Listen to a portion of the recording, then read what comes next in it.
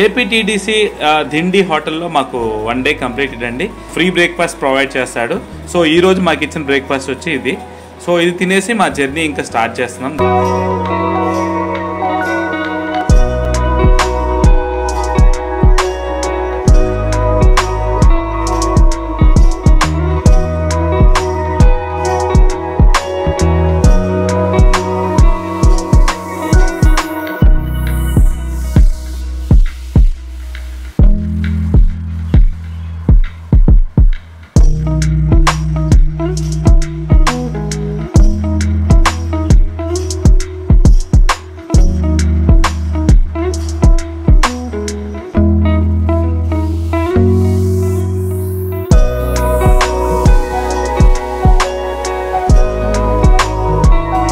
So మేము vacant చేసి దిండికి bye bye చెప్పేసాం. ఈ రోజు మేము దిండి నుంచి సెకండ్ డే మేము ప్లాన్ మార్చాము.